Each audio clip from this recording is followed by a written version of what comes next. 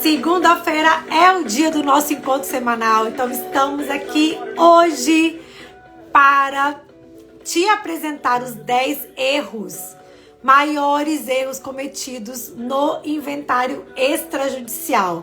E sempre para começar as nossas lives, a gente tem uma música para animar logo a semana, para a gente começar a semana com alto astral e com muito conteúdo, porque é esse o meu objetivo, de trazer para você sempre informações atualizadas sobre a advocacia imobiliária extrajudicial. E eu tô vendo aqui que o meu convidado já chegou. Hoje eu vou receber o Dr. Jorge Arantes, tabelião de notas e registrador civil de Minas Gerais.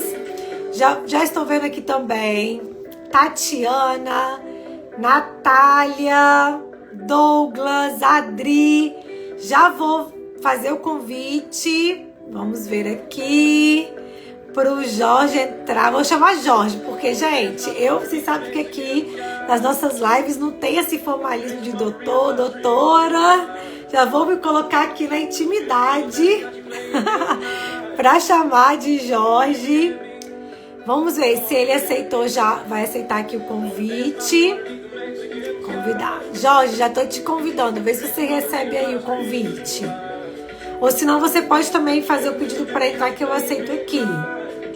Elaine, boa noite. Vamos compartilhar com os nossos colegas que precisam conhecer os benefícios da advocacia extrajudicial.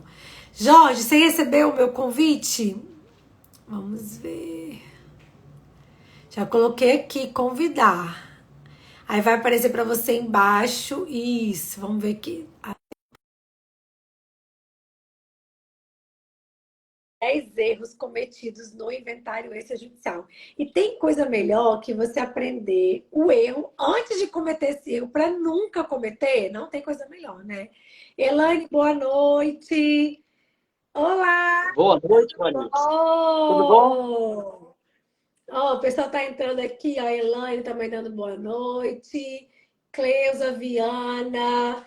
Edson falou que eu tô sumida, mas Edson, toda segunda-feira nós estamos aqui. Então já coloca aí na sua agenda, bloqueia a sua agenda.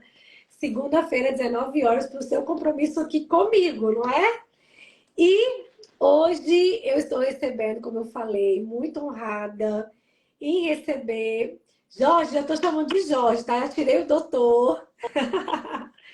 Para não ter formalismo aqui entre a gente, né? Com certeza, não precisa disso. Estou, então, aqui agradecendo por você ter aceito o convite. Jorge Arantes é tabelião de notas e registrador civil de Minas Gerais. Eu vou deixar que ele se apresente. Quem ainda não segue, coloca aqui ó, no nome, clica que vai aparecer o Instagram dele, comece a seguir, porque é muito conteúdo e pode ser seu tabelião de coração em Minas Gerais, né? Isso aí, Vanessa. Bom, primeiro é um prazer estar aqui contigo, tá? Te agradeço demais esse convite para poder participar aqui dessa live contigo. Para mim é uma honra. Bom, sou Jorge Arantes, como a Vanessa já disse, sou tabelião e registrador civil do cartório de Descoberto, aqui em Minas Gerais, né? Um município aqui em Minas Gerais, chamado Descoberto, faz parte da comarca de São João Nepomuceno. Estou próximo aqui de Juiz de Fora. Tenho 19 anos na atividade cartorária e 11 anos aqui nesse meu cartório, né, que vim parar aqui através de concurso público. Uma breve apresentação aí.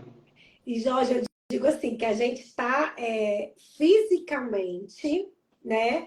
Como você está aí em Descoberto, eu estou aqui em Vitória, no Espírito Santo, mas quando a gente atua, por exemplo, quem é advogado, a advogada atua no extrajudicial, como a gente pode expandir os nossos horizontes, né? E ter clientes literalmente de qualquer lugar. Eu tenho uma cliente que mora na Itália e que a gente trabalha para ela aqui.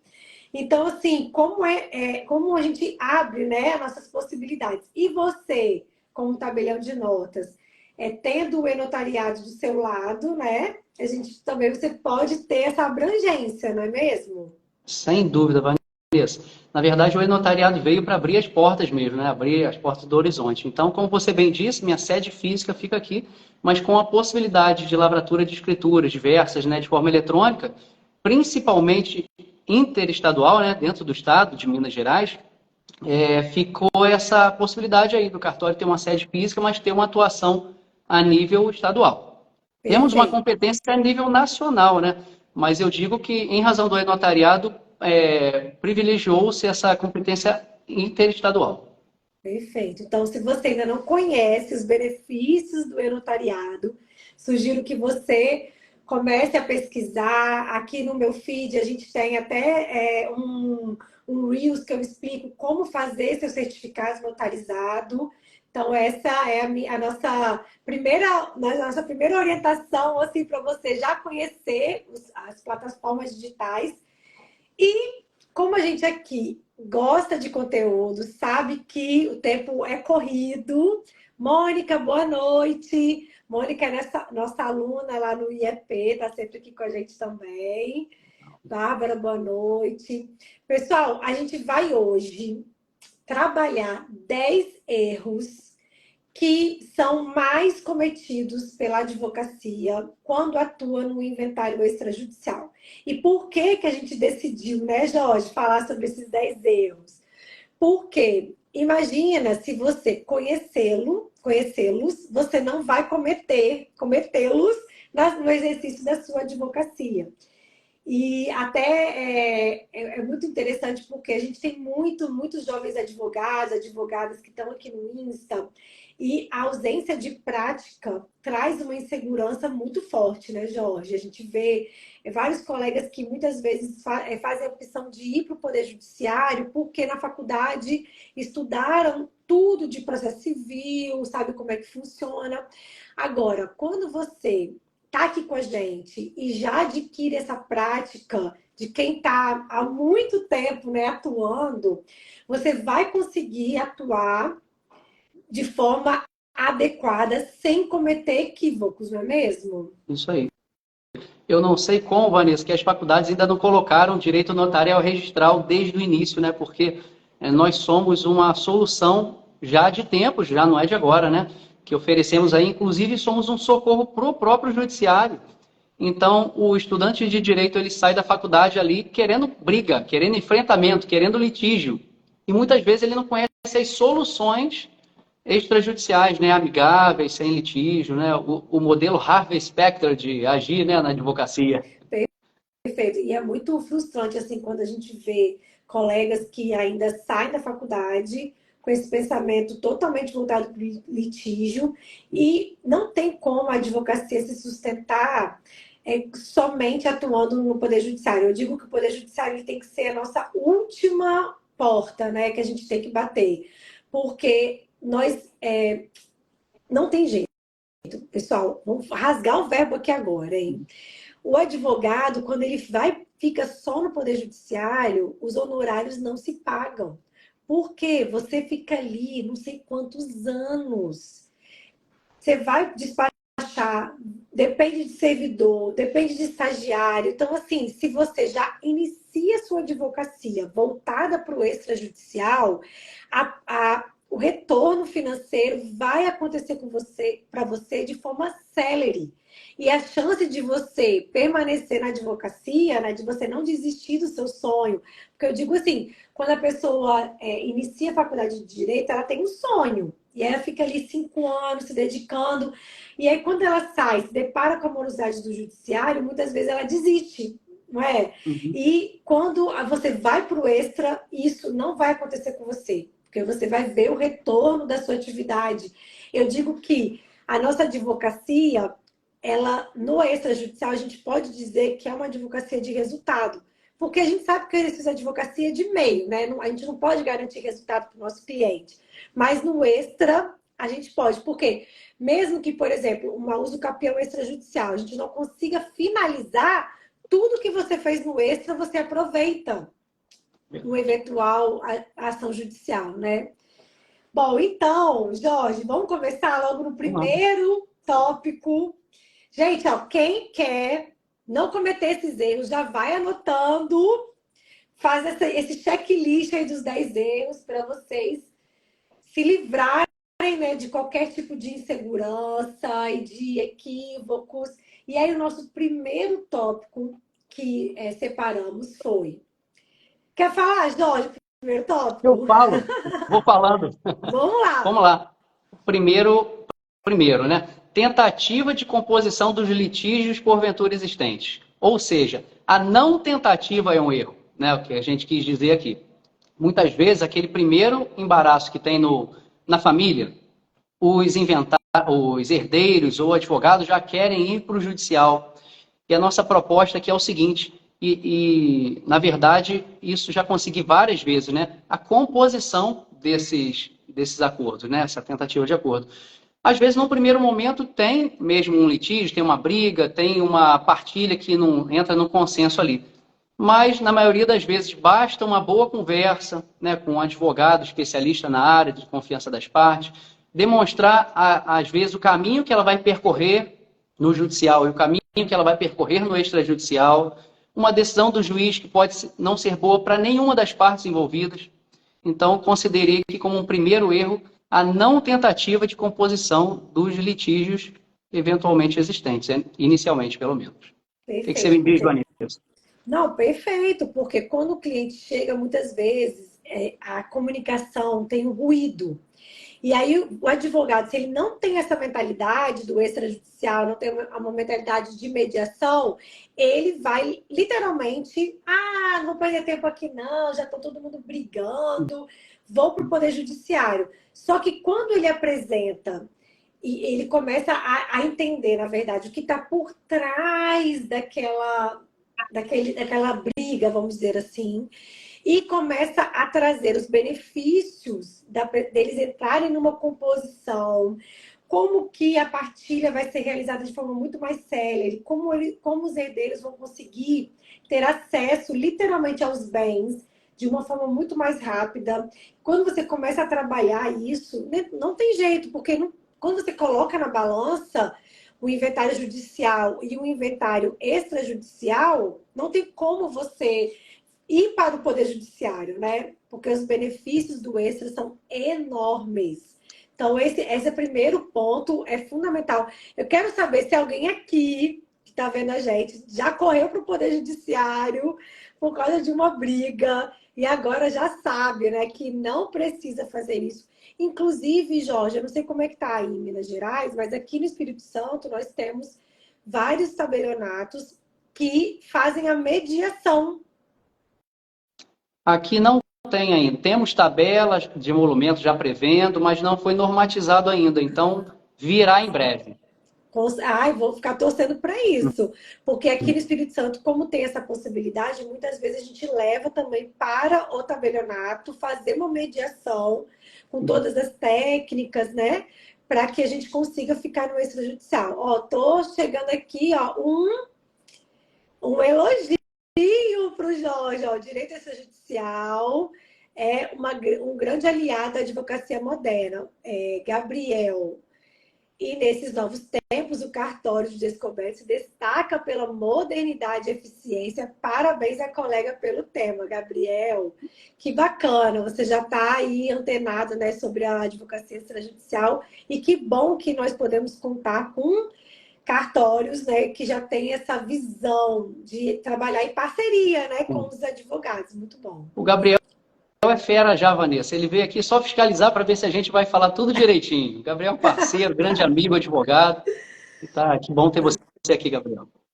Vamos lá, Jorge. Então, o primeiro a gente já falou, questão do consenso, você não tentar o consenso. E o segundo vai doer muitas vezes no bolso.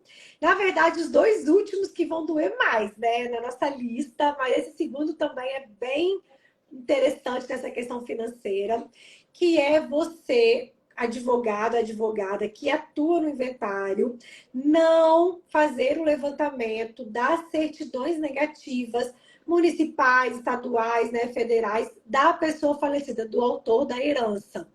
E aí, Jorge, por que é tão importante que o advogado faça esse levantamento logo de cara, para verificar a situação da pessoa falecida? Isso, Vanessa, é muito importante que o advogado se antecipe, né, nessa providência, porque essas certidões serão necessárias para a execução do ato, para a lavratura da escritura pública de inventário extrajudicial, e elas impedem a lavratura do inventário. Então, não precisa ficar esperando a homologação do imposto, consenso na partilha, prazo de certidões ficarem prontas. Deve imediatamente começar a providenciar o levantamento das certidões municipais, estaduais e federais, desde o primeiro momento. Perfeito. A gente fala lá no IEP, eu e Nelisa, como que é como que é importante, né? E a gente tem até um mapa que a gente entrega que a gente está finalizando para entregar para os alunos de toda a estrutura, né, referente ao inventário extrajudicial. E um dos primeiros pontos lá nesse mapa é o advogado, a necessidade da advogada, do advogado, literalmente emitir todas as certidões. Inclusive, a gente fala além das certidões dos órgãos, né, municipais, estaduais, federais, também a gente verificar protesto, como é importante. Porque com base nesse levantamento documental que a advogada, né, que está atuando no inventário faz, é que você vai descobrir se a pessoa falecida tinha dívidas. E aí, Jorge, toca justamente nisso que você falou, que a escritura de inventário e partilha só vai ser lavrada se as certidões tiverem o quê? Todas certinhas, né? Ativas, exato. Porque os herdeiros, eles têm que arcar, os herdeiros não, né? O bem, vamos dizer assim, os bens deixados têm que serem direcionados para efetuar o pagamento dessas dívidas, né? Exatamente. Lembrando que dívidas extra, isso que a gente está falando, né? Fora as certidões, débitos municipais, estaduais, federais, dívidas entram no inventário. É importante que se diga isso. Não é porque tem a dívida, achou lá um protesto. Não posso fazer o inventário porque achei aqui uma dívida de protesto. Não, pode sim. E as dívidas, inclusive, são inventariadas, são absorvidas pelo espólio e é o pagamento das dívidas. A gente costuma dizer no direito, né, Vanessa, até as forças da herança. O que significa isso, né? Que a dívida vai ser paga até o limite do que o falecido deixou. Se a dívida, então, for maior do que o monte partilhável, né, ela não vai ser paga pelos herdeiros. Ela é paga pelo espólio. Perfeito. E é tão interessante quando a gente fala sobre essa questão de até assim, meu pai só deixou dívidas, eu não preciso fazer inventário porque ele não deixou nada, só deixou dívidas. E aí a gente tem a possibilidade de fazer inventário negativo, justamente para resguardar o herdeiro, né? Isso aí. Tá aí a grande importância do inventário negativo, né? Como que se prova que não deixou nada para ser executado? O inventário negativo, um inventário super simples, não há imposto a pagar, né? Basicamente, coisa rápida a se resolver. Manifestação estadual não há, porque não tem bens a serem declarados. Muito importante. E que poucas pessoas têm esse conhecimento, né, Jorge? É verdade. Na semana passada, uma pessoa me procurou porque recebeu uma citação numa execução de um título extrajudicial. Uma instituição bancária ajuizou uma execução de um empréstimo deixado pelo pai dela. Então, o pai faleceu e ninguém sabia que o pai tinha aquele empréstimo. Ela não fez o inventário e, literalmente, um oficial de justiça bateu a porta, entregou o mandado, falando que ela tinha execução 3 dias para pagar e o pai tinha deixado um imóvel. Então, assim, o pai deixou o imóvel, ela não fez o inventário porque achou que não tinha que fazer, ela desconhecia a dívida do pai e recebeu o oficial de justiça determinando que ela pagasse em 3 dias. Então, olha como que o inventário também ele tem esse condão de você ter um advogado, uma advogada especialista que vai fazer esse levantamento para você não ser surpreendido, porque pode acontecer, né? Olha, exato. Esse caso que eu acabei de contar. É a hora de você ver que o inventário protege também, né? Nesse caso. Perfeito. Aí agora ela tá assim, sem saber, porque vai ter que pagar para fazer os embargos à execução, vai ter que fazer o inventário né, correndo, porque ela precisa daquele bem que o pai deixa para pagar a dívida, enfim, aí a coisa complica toda, né? Pois é. Então, podendo fazer um trabalho com cautela, né? Aliás, para quem ficar até o final, né, a dica 9 a 10 são daquele jeito, né? Para economizar mesmo. Mas E aí podendo fazer um. Pode eu falar. falo que o advogado, na verdade, essa 9 a 10 é para trazer economia para o cliente. E Exato. quando você leva economia para o cliente, você imagina, o cliente vai ter você como o quê? Como advogado do coração, né? Advogado do coração, É né? verdade. Mexeu no bolso, né? Com certeza. Elisângela, boa noite. Eu digo, Jorge, que a advocacia ela precisa ser encarada mais como um negócio, né? A gente ainda tem colegas que não enxergam a advocacia com esse olhar de negócio e não conseguem trazer esses benefícios para o cliente, de como você está trazendo uma economia como essa 9 a 10 que a gente vai falar, né? E Uhum. quando você enxerga isso, é literalmente transformador para a sua advocacia. Porque o seu conhecimento gera resultado financeiro para as Financeiro. pessoas. Como, por exemplo, esse caso que eu contei, que a pessoa não fez o inventário, deixou. Imagina agora, a dívida que o pai dela deixou já está em execução, já entrou juros, multa, honorários advocatícios, enfim. Olha o prejuízo, né? Uhum. É verdade. Então vamos Uma lá, ó, a gente já Vamos foi avançar. tentativa de composição, então não fazer a tentativa é o primeiro erro. Segundo erro, você não olhar as certidões negativas, não fazer esse levantamento dos débitos. O terceiro erro tem a ver com a minha veia imobiliária. E fala aí, Jorge, o que é esse terceiro erro? Vamos lá, muito importante, hein? Deixar de regularizar. Desculpa, eu pulei aqui. É deixar de partilhar um imóvel irregular. Importantíssima essa, né, Vanessa? Diz aí, a pessoa chega aí com um contrato de gaveta, Pois é. o que a A gente pessoa chega faz? aqui com um contrato de compra e venda, né? Lá, promessa de compra e venda, seja lá a forma que chamar o contrato, né? Contrato de gaveta, contrato de compra e venda, às vezes o nome em URIs vem de todo jeito para cá, né? E ela acha que Sim. aquele imóvel não deve entrar no inventário. E, na verdade, ela está cometendo um erro crucial que vai impedir que ela regularize esse bem no futuro. Né? Então, qualquer tipo de bem, seja ele imóvel ou imóvel, inclusive direitos sobre bens, eles devem entrar no inventário extrajudicial. E aí eu faço aqui um paralelo ao seguinte. A pessoa me apresenta aqui um contrato de compra e venda. Como saber se esse contrato pode ou não pode entrar no inventário? Eu uso, e vários colegas usam, a entendimento para essa questão, de eu analisar se aquela pessoa cumpriria os critérios para fazer a uso capião. Será que ela recebendo aquele direito, ela vai se subrogar, né? Ela vai receber aquele monte de direito e ela consegue, em nome dela, depois resolver a regularização do imóvel? Então, é feita essa análise, em sendo procedente, em sendo possível, né, que esse direito tem elementos, inclusive plausibilidade quanto à retidão, né, do documento, um documento que se entenda ali que ele foi bem feito, com firmas reconhecidas, tudo mais, ele deve entrar no inventário. Deixar ele de fora é um verdadeiro erro. E é interessante, Jorge, você mencionar sobre essa questão de você fazer essa análise, né? Porque quando a gente se depara com imóveis irregulares, a gente tem que verificar se levar ele para o inventário vai fazer com que depois aquele herdeiro consiga regularizar o imóvel em nome dele. É justamente isso que o Jorge falou, que deve ser feita uma análise. Será que eu levando a posse para dentro do inventário, depois o herdeiro vai poder usucapi? Porque se você leva a posse só por levar, não faz essa análise, muitas vezes você pode levar uma posse que depois o herdeiro não vai conseguir regularizar e isso pode ser um prejuízo para ele, né? Exato. E é isso que você está falando. Na verdade, o que traz para o inventário é a posse mesmo, é a continuidade da posse que vai ser já uso capião lá na frente, né? Sim. Só que a gente tem que ter um grande cuidado para não trazer entre aspas, um título podre para dentro do inventário, né? Então, a gente tem que perquerir sobre a legitimidade, a retidão desse documento, para a gente, daqui a pouco, não estar chancelando aí um documento que não foi feito como deveria ter sido feito, né? Sim, perfeito.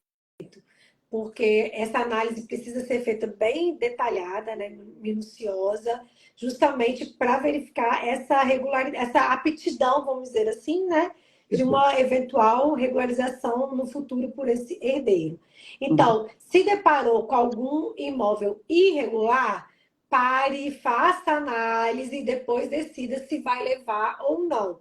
Agora, você simplesmente, porque está diante de um imóvel irregular, você já decide não levar, é esse o erro que a gente quer apontar.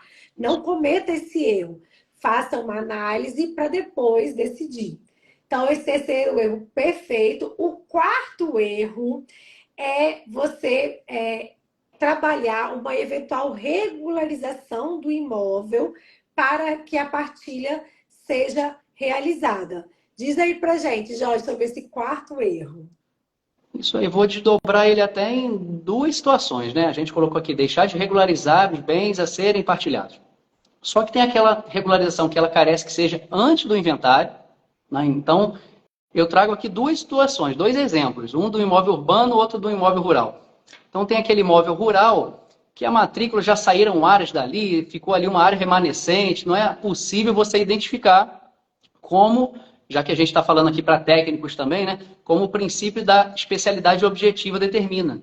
Então, nesse caso de imóvel rural, é aconselhável fazer uma extremação, né? Você pegar aquela área que está ali, a área remanescente, você abrir uma matrícula para ela, com as medidas ali, tudo já referenciado, tudo direitinho. Para o imóvel rural é o exemplo que eu trago e a necessidade de regularizar antes. E também, quanto a necessidade de regularizar antes, eu trago o imóvel urbano, é aquele imóvel que na matrícula ele só tem uma casa, ou só tem o terreno, mas na prática ele tem um prédio ali de 10 apartamentos. E os herdeiros querem dividir os apartamentos. Não tem como fazer esse inventário, a não ser que faça a devida regularização. Averbação de construção, habite, instituição, convenção de condomínio, toda aquela documentação que permite que a gente transforme esses apartamentos em unidades individuais, né? Unidades. Perfeito. Olha só, vou só fazer um registro que entrou aqui na live, doutor José Carlos Risque Filho, que é o presidente da OAB aqui do Espírito Santo. Uma honra recebê-lo aqui na nossa live. É muito importante esse registro, né? Então, vamos lá, Jorge, continuando. Adorei seus exemplos. E é isso mesmo, quando a gente... É mesmo, na verdade, no tópico 3, que a gente fala de imóvel irregular, o 4 ele puxa um pouco, né? Porque é questão da regularização. E também depende de uma análise do caso concreto muito minuciosa a ser feita por um advogado competente, né? Assim, competente que eu digo especialista nessa área. Porque para verificar se a regularização deve ser feita antes ou depois do inventário, né? Isso aí. Porque tem também o caso que a regularização pode ser feita depois, né? Os herdeiros recebem aquele bem ali como ele se encontra e depois, eventualmente, vão fazer a regularização necessária lá que a matrícula está solicitando.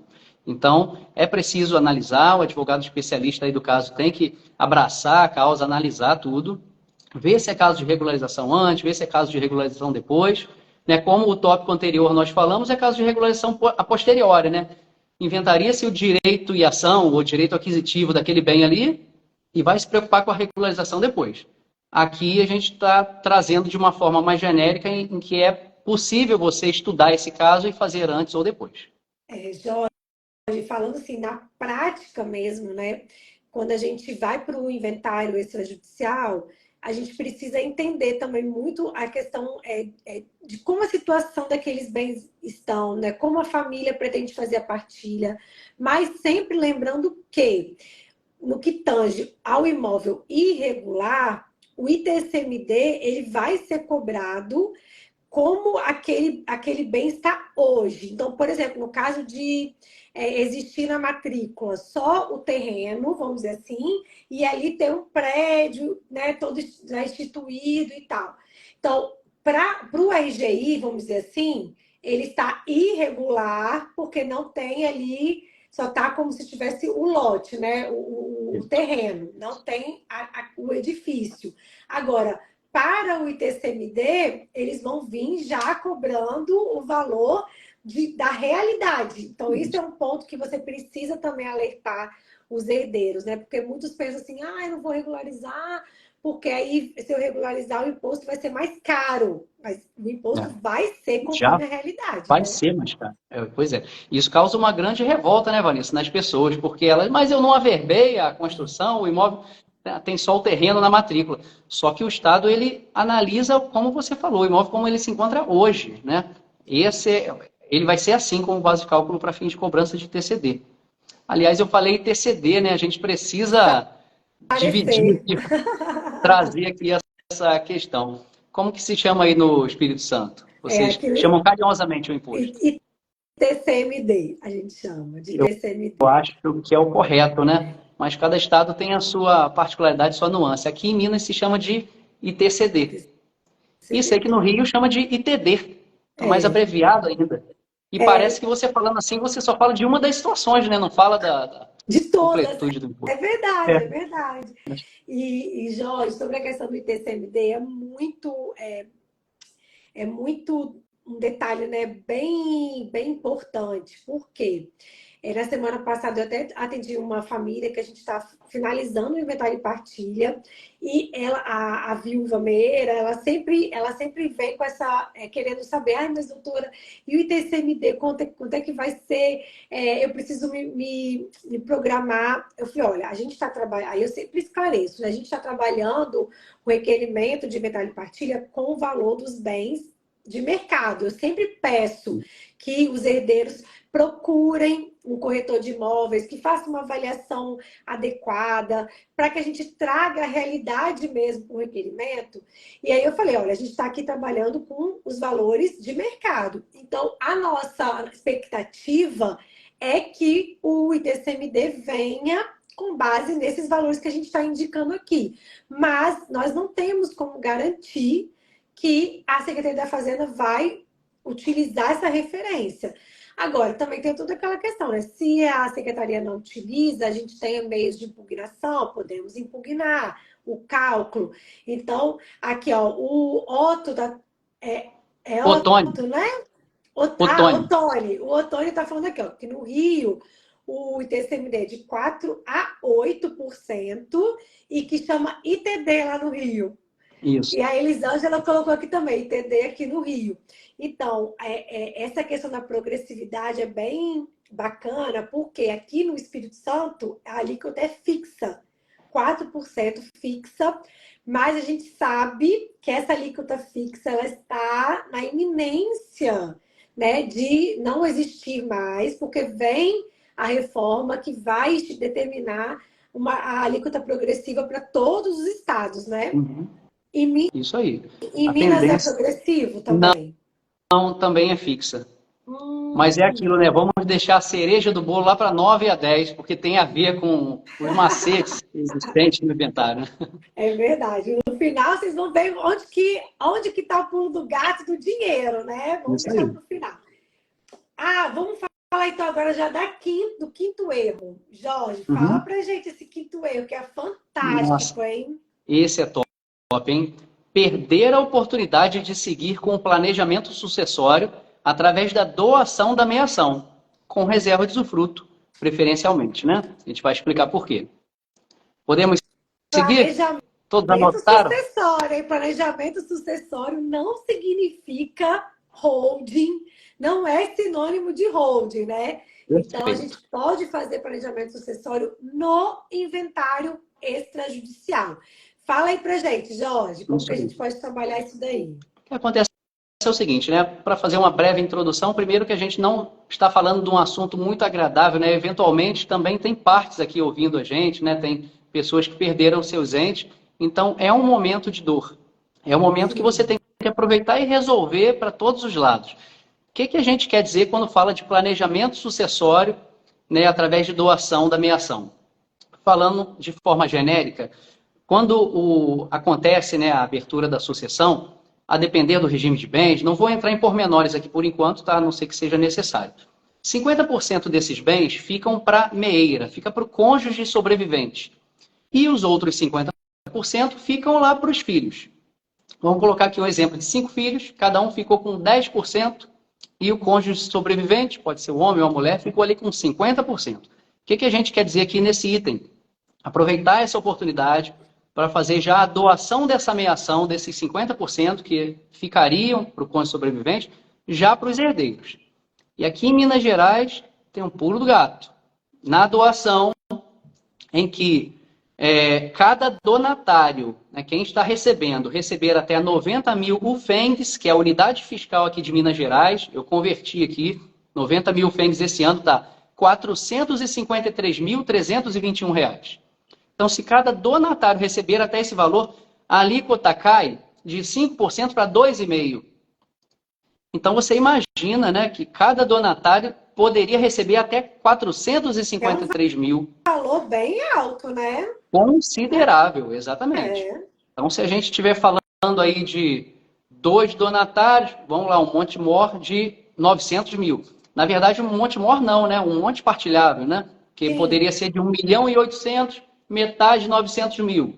A Meira ficou lá com 900. Os outros 900 vai doar para cada filho. Cada um ficou com 450, 2,5% ali.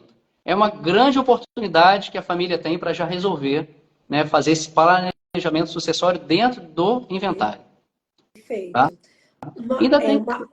Uma outra possibilidade também que a gente verifica é você pagar a meação com o usufruto de um imóvel. É um pouco polêmico, porque tem alguns que entendem que esse pagamento da meação com o usufruto teria que você ter uma instituição, né, você cobrar essa instituição de usufruto. Mas ainda é algo que está... alguns estados cobram, outros não, mas é uma grande possibilidade. E alguns, por exemplo, no DF, o usufruto ele equivale a 70% do imóvel.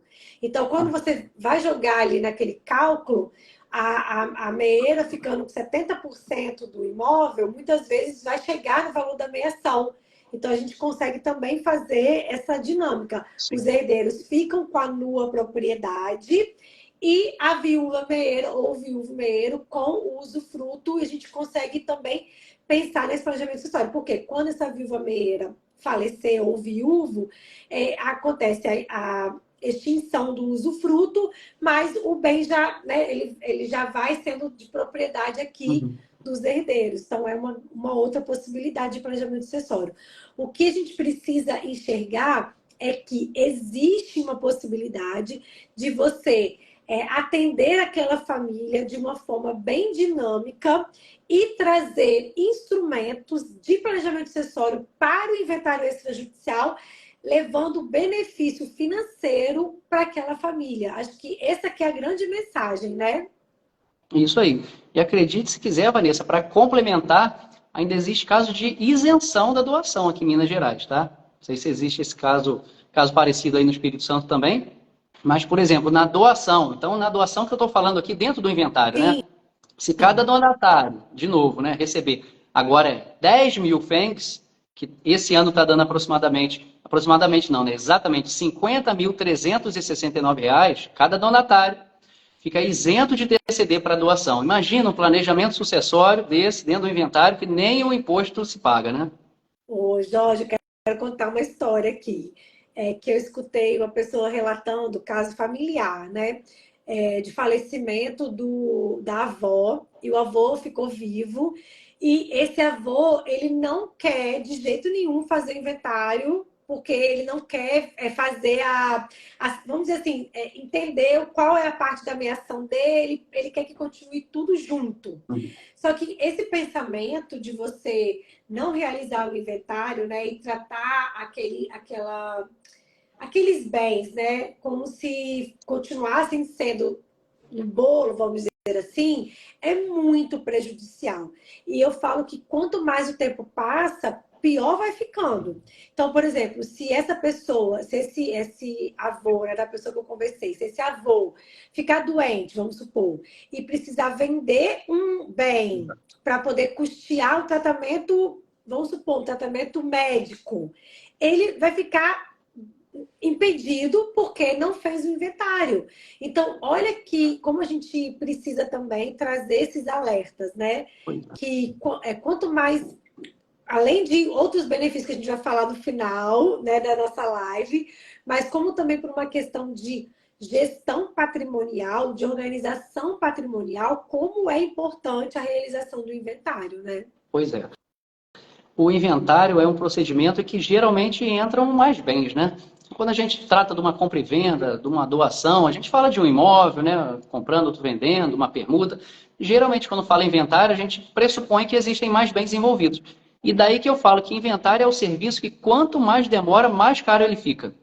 E fica mais caro em todos os sentidos, né? Virou o ano, a avaliação da Fazenda Estadual já mudou, a UFEM, a unidade fiscal do Estado correspondente já subiu, a tabela de emolumento já subiu, a tabela da OAB eventualmente subiu, mas o valor base de cálculo também subiu. Então, o inventário é um serviço que quanto mais rápido você fizer, melhor, né? Se livrar logo disso. Perfeito. Então vamos lá. Então, planejamento sucessório preenchido aqui esse erro, né? Para você não cometer.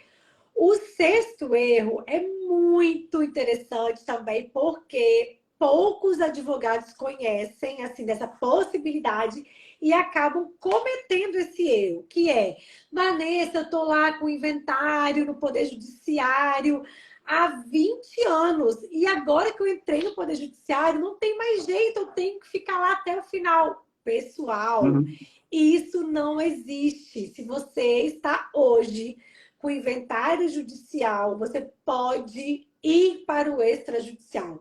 Então, esse erro você não pode cometer. Se tem um inventário judicial, você verifica a possibilidade de levá-lo para o extra, vá para o extra, você vai resolver muito mais rápido.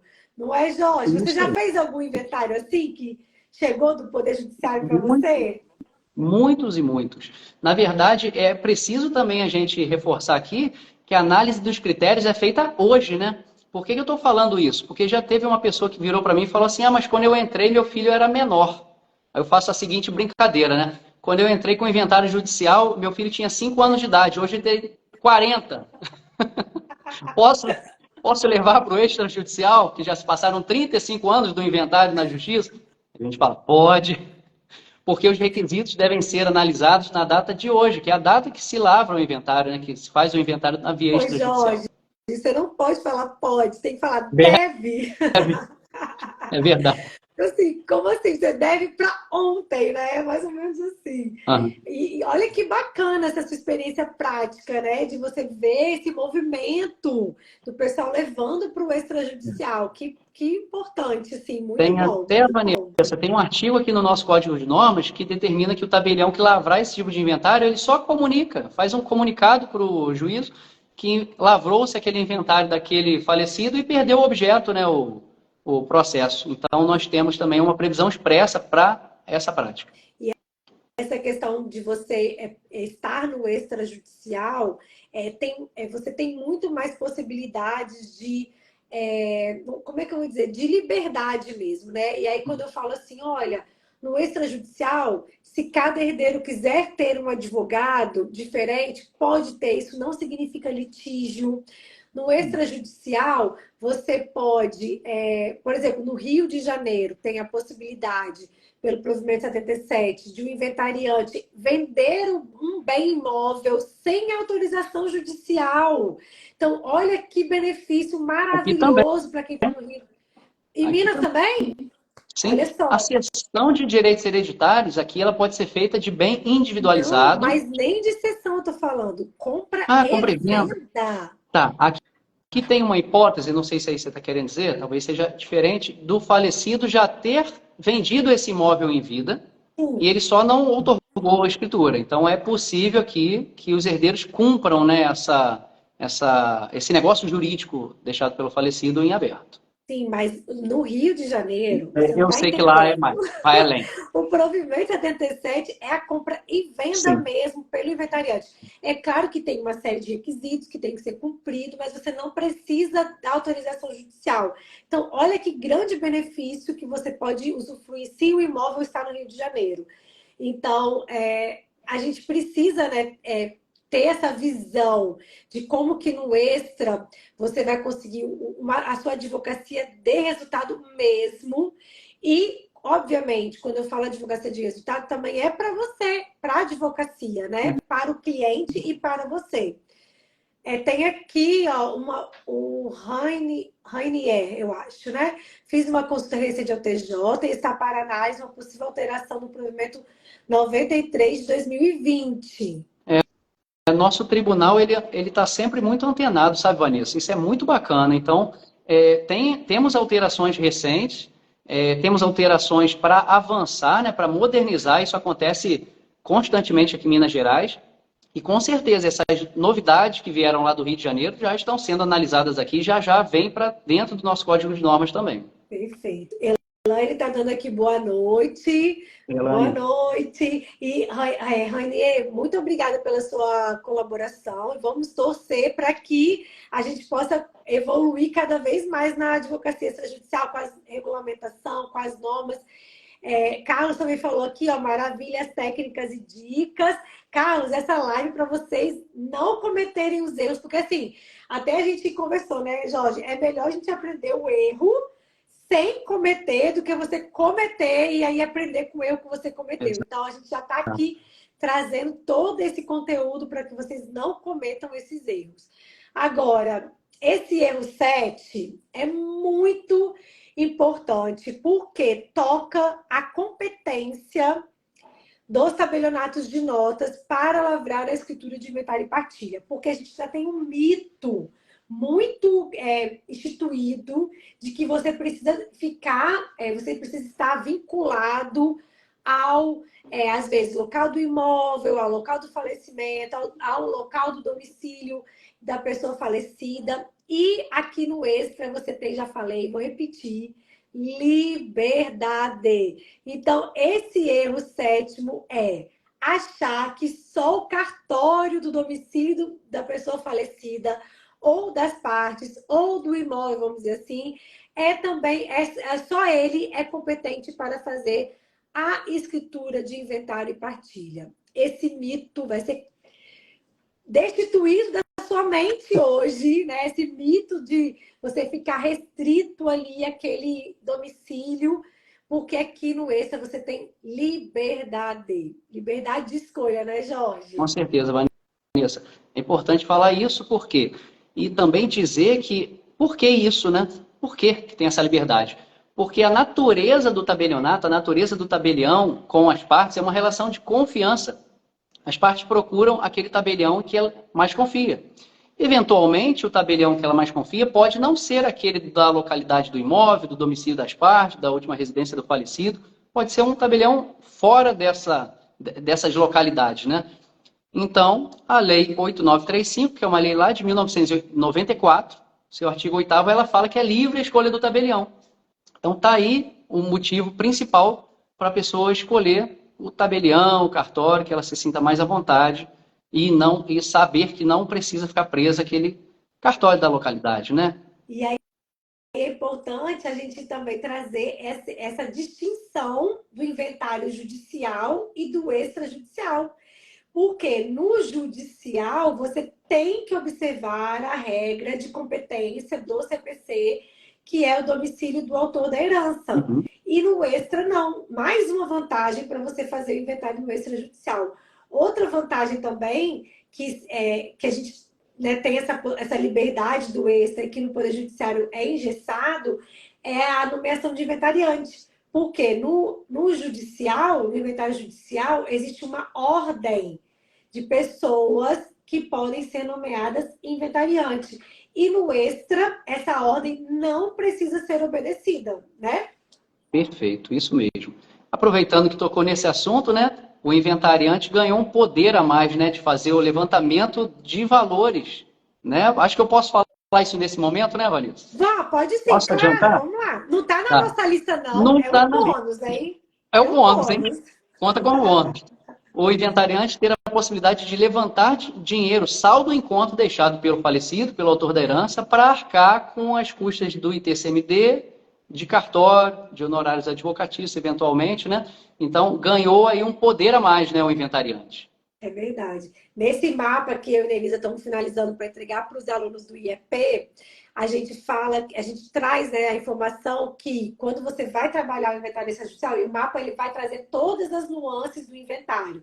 Logo também no início, você tem que identificar se há necessidade de fazer uma escritura pública de nomeação de inventariante específica, justamente também para o inventariante poder utilizar esse poder de ter acesso às contas bancárias para pagar o ITCMD e os emolumentos do cartório. Porque muitos herdeiros, eles falam, mas né, vamos supor, minha mãe, meu pai, ela deixou dinheiro em conta bancária, a gente podia utilizar esse dinheiro para pagar emolumentos, e a gente traz informação que pode, desde que haja nomeação de inventariante. Então, olha que simples, uma nomeação que sai em um dia, né, Jorge? Muito rápido, é muito simples esse tipo de escritura, né? Sai em um dia. É. As certidões talvez demorem mais para ficar pronta do que a própria nomeação sair, né? Porque nós precisamos, obviamente, pegar certidões atualizadas de registro civil. Sim. Mas, claro que eu estou fazendo uma comparação assim, só para chamar atenção mesmo, mas demora mais para emitir uma certidão de registro civil do que para lavrar a própria escritura de nomeação de inventariante. E olha que bacana, né? Como a gente traz essa possibilidade. E se você vai para um inventário judicial, quanto tempo você vai ficar ali aguardando, né? Para ter acesso às contas, enfim. Então, olha que grande benefício você pode levar para os seus clientes. Vamos lá. Então, o 7º foi esse, se libertar, saber que você pode escolher o tabelionato do coração para lavrar a escritura pública de inventário e partilha. O 8º toca a questão dos requisitos para realizar o inventário extrajudicial. Eu e Nelisa fizemos 2 lives este ano para falar só sobre requisitos do inventário e como driblar os requisitos do inventário para você ir para o extrajudicial. E esse ponto 8, né, o erro 8, ele fala justamente de 2 requisitos. Se você vai para a lei, você fala, nossa, não vou poder fazer o inventário no extrajudicial. E a gente vai te falar aqui agora que é possível sim. Testamento e herdeiro menor é possível fazer no extra, não é? Com certeza, Vanessa. É também algo que, às vezes, o advogado, né, iniciante, que não tem experiência no caso, olha ali e não tem testamento. Vamos para o judicial. Ou que não está aqui com a gente, né? Exatamente, exatamente. Porque se tiver, já passa dessa hoje, né? Já passa. Então, vamos lá. Tanto o testamento quanto a existência de filho menor, né, que são requisitos, a princípio, para fazer o inventário da forma extrajudicial, mas é possível que, com a devida autorização judicial, a gente faça na forma extra. Já fiz aqui no cartório, com o testamento, inclusive, a parte pediu autorização para o juiz que se faça, o juiz colocou lá o critério que ele achou conveniente, né, que obedeça o testamento. Todo mundo queria isso, todo mundo queria obedecer o testamento e lavramos aqui daquela forma. E por quê? Né? Porque às vezes a pessoa pensa assim, mas se eu vou para o judicial pedir uma autorização, eu já faço o inventário lá, mas nós sabemos que não funciona assim, né, Vanessa? Demora muito mais para resolver isso. Você não tem noção, assim, a obtenção de um registro de testamento ou uma autorização para lavrar no extra é muito mais célere. Se você deixa para fazer o inventário no judicial, existem etapas que a legislação impõe ao juiz que ele precisa observar no procedimento do inventário e não tem como ele realizar de forma mais célere. É algo que a legislação engessa, e além da legislação engessar, eu digo que quando a gente olha para a taxa de congestionamento do Poder Judiciário, a gente vê que não tem como o juiz trabalhar de uma forma célere, porque o número de processos judiciais só aumenta. Não tem servidor capaz de dar vazão à demanda, não tem juiz capaz de dar vazão à demanda, então é algo que não tem como, não tem uma solução. Então, é você olhar, olha, eu tenho um local que precisa observar um procedimento muito detalhado, e aí quando a gente fala que no Poder Judiciário tem um procedimento muito detalhado, não que no extra não tenha, no extra também tem. Só que no extra, o que acontece? Você, advogado, quando você vai apresentar para o tabelião o requerimento de inventário e partilha, você já fez todo o trabalho, já fez todo o levantamento, já está com toda a documentação certa, adequada, para o tabelião fazer ali aquela verificação e lavrar. Então, é um trabalho que está nas tuas mãos. Então, quando a gente fala, né, que a advocacia extrajudicial é mais célere, é mais eficiente, traz resultados mais rápido, porque depende só de quem? De você e do seu tabelião do coração. Já no Poder Judiciário, não, depende, obviamente, do trabalho do advogado, mas do trabalho do servidor, do trabalho do juiz. Então, olha o tanto de gente envolvida no processo, né? É verdade. Fazemos inventário, né, já fiz inventário de forma muito rápida, já fizemos inventário aqui em 3 dias. É bem verdade que no extrajudicial, o que pode definir se demora ou se não demora, né? É a fazenda estadual. Às vezes a fazenda estadual, né, depender da fase, do momento, do período do ano, ela está um pouco assoberbada lá, né, de procedimentos, então pode ser que demore um pouquinho. Mas quando eu falo que demora, quando demora em cartório, eu estou falando de 1 mês e meio. Isso para mim é demorado em cartório. Isso eu estou falando de eu acompanhar o advogado desde o início, né? Da entrada, no requerimento, procedimento junto à Fazenda Estadual, desde o início. Então é muito rápido, não tem nem comparação, né? Nem comparação, com certeza. Agora, o 9, então a gente já foi até o 8, né? Fomos. Isso aí. Agora, o 9 e o 10, que são os dois erros que mexem no bolso do cliente, que você precisa botar um asterisco para não cometer. O 9 é... E aí o 9 a gente vai falar porque cabe a legislação de Minas Gerais, mas que é importantíssimo você ter conhecimento, porque você pode estar em outro estado da federação e atender uma família que tem bens imóveis em Minas Gerais. Então, você precisa ter o conhecimento da legislação de Minas Gerais, caso essa situação apareça para você. Fale pra gente, Jorge, o erro 9, que quem está aqui com a gente não vai cometer. Pois é, um erro grave, né? Esse erro é perder o prazo do desconto do ITCMD, ou ITD, né, pra gente aqui. Aqui em Minas Gerais, e aí reforçando, né, eu estou falando da legislação de Minas Gerais, nós temos aqui uma previsão que, a contar da data do óbito, se esse imposto for pago, for recolhido aos cofres estaduais, né, da Fazenda Estadual, no prazo de 90 dias, existe um desconto de 15% sobre o valor do imposto. Esse valor, a depender do monte, pode ser um valor bem considerável, né?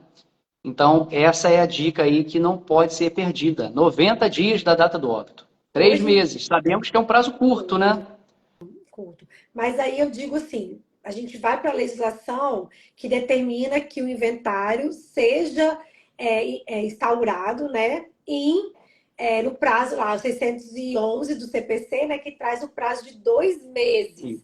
Então, quando a gente traz que, em regra, né, pelo CPC, o inventário ele precisa ser iniciado em 2 meses, você verifica que o IPO, né, o ITCMD de Minas veio trazendo mais 30 dias, vamos dizer assim, né? Uhum. Para que os herdeiros tenham essa organização e que possam usufruir desse desconto que 15%, convenhamos, é bem alto, porque hoje em dia, aonde você vai conseguir um desconto de 15%, né?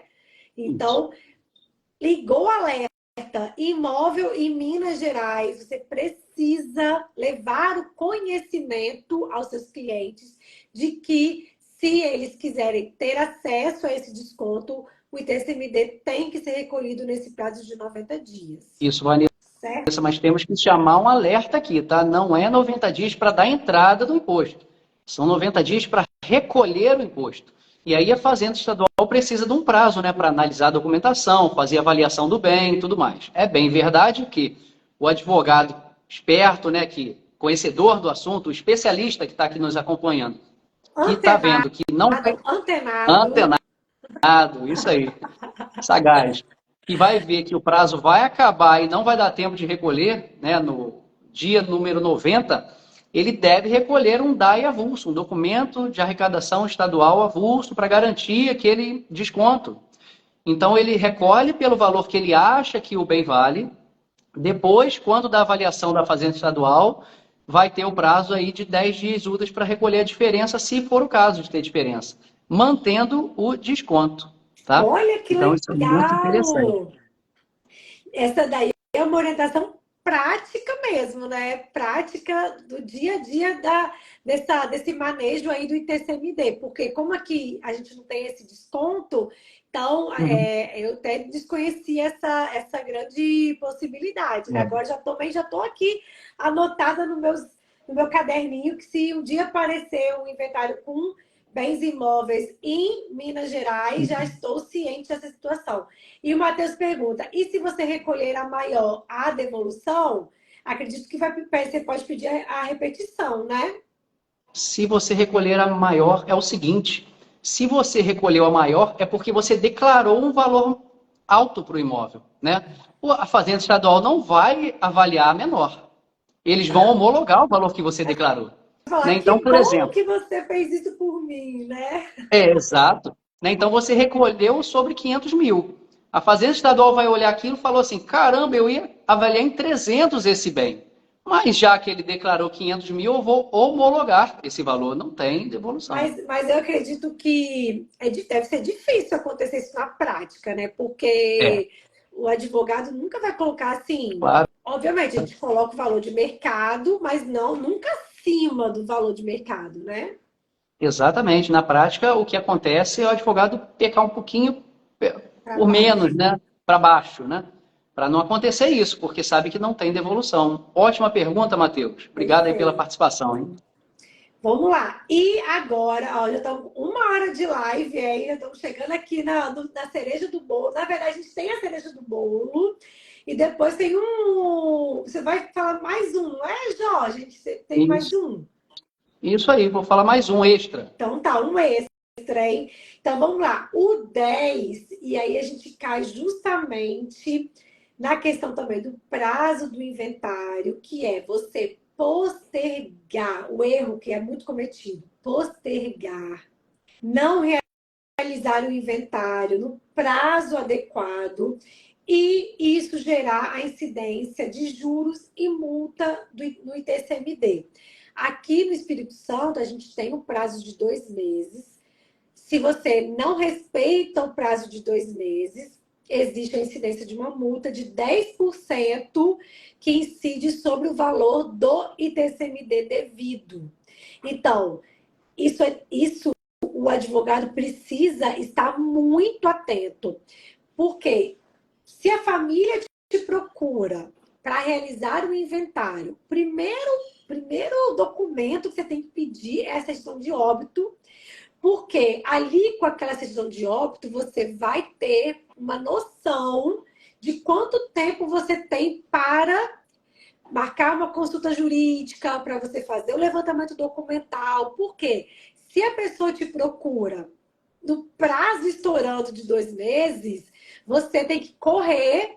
E aí, consequentemente, eu digo que isso pode até afetar no valor dos honorários que você vai cobrar. Porque se você tiver que parar tudo para evitar, né, para trabalhar naquele caso, para evitar que a família arque com multa e juros, você precisa dar ciência dos clientes disso e, consequentemente, essa urgência vai impactar no valor dos seus honorários, porque enquanto você podia estar trabalhando com vários, você vai parar para dar exclusividade para garantir a não incidência da multa para aquela família. Então, olha como é grave você cometer, porque se você não faz isso e depois a família é onerada, né, com a cobrança dessa multa, eles vão vir te questionar. Ah, mas doutora, eu te procurei faltando um dia de dar 2 meses, você tinha que ter me falado que eu precisava resolver isso logo.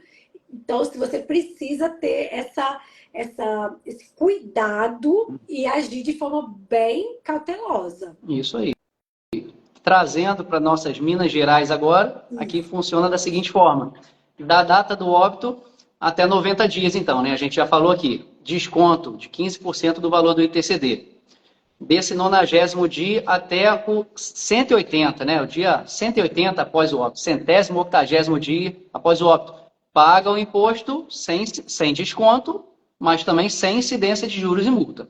A partir desses 180 dias, né, 6 meses, digamos assim, para ficar mais fácil de gravar, aí sim começa a correr juros e multa. Então, aqui em Minas Gerais ainda permitiu que isso se postergasse até 180 dias, 6 meses da data do óbito. Então, foi bem camarada, né? É Generoso do Estado. verdade.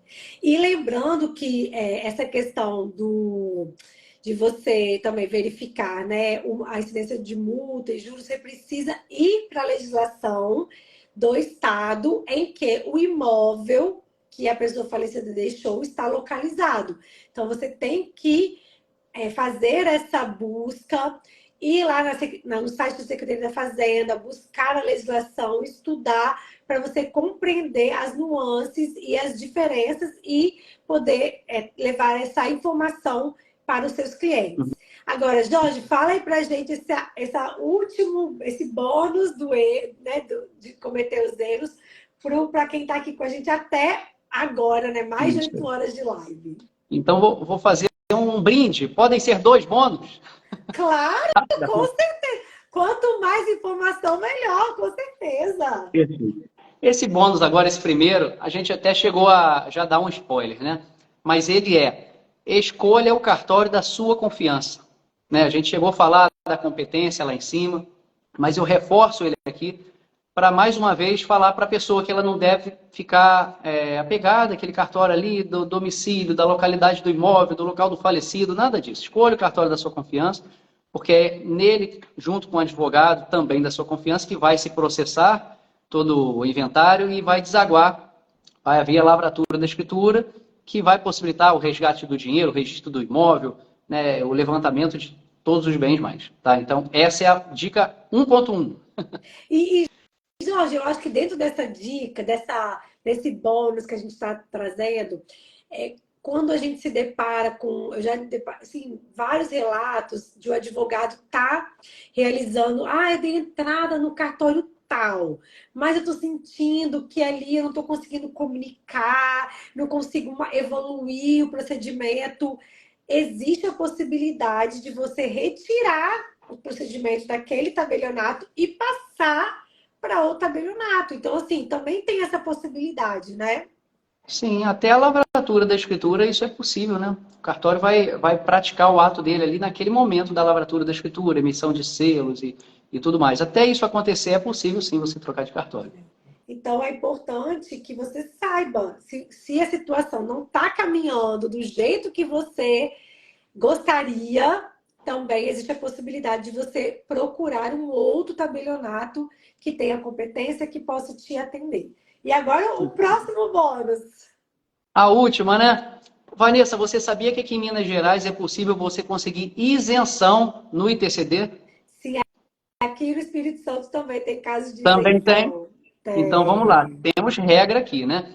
Aqui é o seguinte: o falecido tem que ter deixado um único bem imóvel e esse bem imóvel ser aquele da residência dele. Então ele faleceu tendo aquele único imóvel, era o imóvel que ele residia, até 40 mil FENs. Também converti aqui uma colinha aqui que eu coloquei. Está dando esse ano de 2023 R$ 201.476.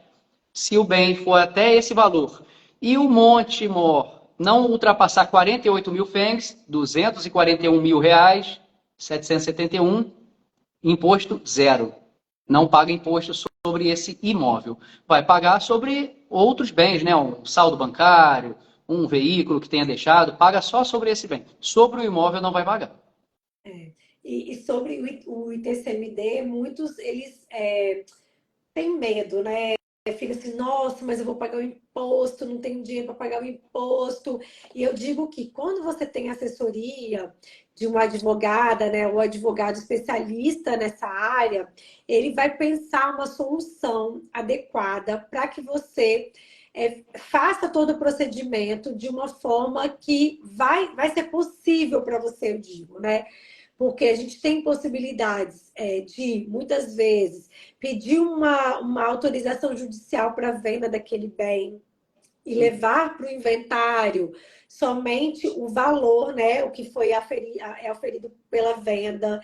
Então, existem mecanismos que o especialista ele vai poder te trazer para que você consiga realizar um inventário. Então, olha como que você procurar né, uma advogada especialista, que tenha essa mentalidade da advocacia extrajudicial, para pensar soluções jurídicas adequadas que possa viabilizar esse inventário. E a gente sempre alerta, né, Jorge, que o inventário ele é um procedimento obrigatório. Se você não faz hoje, se você não faz no prazo de 2 meses, que é o prazo legal, se você não faz usufruindo dos benefícios, como em Minas Gerais, desse desconto do pagamento do ITCMD, não, se você não faz e acaba que depois vem a multa e juros do ITCMD, então assim, mais cedo ou mais tarde essa conta vai chegar para você. Então, até Jorge mencionou isso mais para o início da live, que no inventário, você, quanto mais o tempo passa, mais caro ele vai ficar. E a conta vai chegar, porque não tem jeito, o inventário precisa ser realizado. Isso aí. Olha, E tem pior que às aqui. vezes, desculpa, às vezes vai chegar no pior momento, né? O carro foi apreendido, né? E aí você precisa resolver o inventário por causa de um bem, um veículo, seja lá o que for. Ó, a Nanda colocou aqui, ó, esse judicial é vida e tudo que eu sei aprendi com vocês dois. Vanessa, musa do imobiliário e do grupo Domínio Extra, me ajuda demais. Que bacana, Nanda. E Jorge, meu talento do coração, Almeida, é mais fácil. Já vou marcar a próxima, hein, Jorge? Já tem pedido aí, hein? Que legal, hein? Que bacana. Olha só, o que eu digo. Esse movimento do extrajudicial é muito forte. A gente precisa, a advocacia, ela precisa estar pronta. E quanto mais cedo você abrir os seus olhos para as oportunidades do extrajudicial, você vai viver essa transformação na sua advocacia como eu vivi. Eu sempre falo, né? Eu vou fazer 20 anos de advocacia. Quando eu formei em 2004, não existia, assim, existia o extrajudicial, óbvio, mas as possibilidades do extra vieram forte em 2007. Então, hoje quem se forma já sai da faculdade podendo, na verdade, você pode, alguns procedimentos, você pode até fazer enquanto está estudando, né? Já, hoje eu até troquei direct com uma estudante, ela está na faculdade ainda, e eu falei, olha, você pode já, desde agora, começar a fazer de repente parceria com alguma advogada, conseguir fazer trabalho de levantamento documental, enfim, tem grandes possibilidades que você já pode já iniciar. E olha como que é interessante, né? Você já na faculdade ter essa visão do extra. Isso aí, legal, Vanessa. Não posso deixar de agradecer aqui a Fernanda, né, pela mensagem, Fernanda Almeida, nossa parceira, amiga, querida aí, que mandou esse super comentário aí. E é verdade, né? Cada vez mais precisamos e há necessidade de especialistas. Infelizmente, temos que contornar esse erro das faculdades por não colocar o direito notarial registral em sua grade ali, né, de matérias, curricular e tudo mais. E estamos aqui para isso, né, Vanessa? Para suprir essa falta e formar especialistas aqui. Eu sempre digo que aqui nas redes a gente tem muitas pessoas que querem vender milagres e acham que assim, é rápido, é fácil, logo, logo vai, né? Você vai ver que você não precisa estudar tanto. E eu sempre digo o contrário, é o estudo. Todo dia eu estudo, todo dia eu vejo um caso que eu nunca tinha visto, assim, um detalhe diferente. Então, o resultado, ele acontece, mas desde que exista um comprometimento. Comprometimento com o estudo é você, literalmente, mergulhar mesmo, né, na questão da advocacia extrajudicial, que é um mundo, e como você falou, que não é visto dentro da faculdade. Então, você vai precisar, sim, parar, estudar, se dedicar, procurar pessoas aqui na rede, né, nas redes sociais, que tenham também esse comprometimento, porque aventureiros, a gente vê, né, muito... fazer uso capião em 30 dias, fazer a dedicação compulsória em 10 dias, enfim. E a gente sabe que a realidade é outra, então a gente precisa também ter esse. Eu achei muito, muito legal, Jorge, quando você falou que a gente sabe que o inventário extrajudicial a gente consegue fazer muito rápido. Até você menciona que conseguiu fazer em 3 dias, mas aí você já traz o contraponto. Olha, a gente faz em 3 dias, mas muitas vezes a gente depende da Secretaria da Fazenda. Então, traz também essa realidade, né? A gente tem o benefício da celeridade, mas muitas vezes a gente trava com algumas questões de procedimento mesmo, né? Exato. Às vezes até as partes não ajudam muito, né? Fornecer documentos necessários, uma identidade, enfim, né? Mas quando a gente tem tudo ali a nosso favor, o advogado o atuante, as partes que colaboram com os documentos, um procedimento de TCD que roda liso para o Estado analisar, tudo isso vem a facilitar o tabelião do coração, né, Vanessa, que você chama, né? Isso Como tudo Nelisa vem fala, tabelando o coração, é, nesse diálogo, né, tão importante também. Eu quero, já a gente caminhando assim para o final, deixar aqui meu agradecimento, porque esse diálogo da advocacia com os cartórios, né, com o tabelionato, com o registro, é muito importante. Então, mais uma vez, deixar aqui o meu agradecimento e já deixo o meu convite para a próxima oportunidade a gente abordar outro tema aqui no Instagram. bacana, Vanessa. Foi um prazer enorme estar aqui contigo. Te agradeço muito o convite para participar dessa live no seu ilustre Instagram, que eu acompanho. Você e a Nelisa são feras lá no curso de vocês. E quero agradecer a todos os participantes, as pessoas que ficaram até o final aqui assistindo a gente, né? Todo mundo que colaborou também com comentários, mensagens de carinho para a gente, tá? Um abraço para todos É aí. verdade. Gratidão a todo mundo que esteve conosco nessa segunda-feira à noite e até a próxima semana. Até. Tchau, tchau, Tchau, pessoal. tchau. Tchau, Vanessa.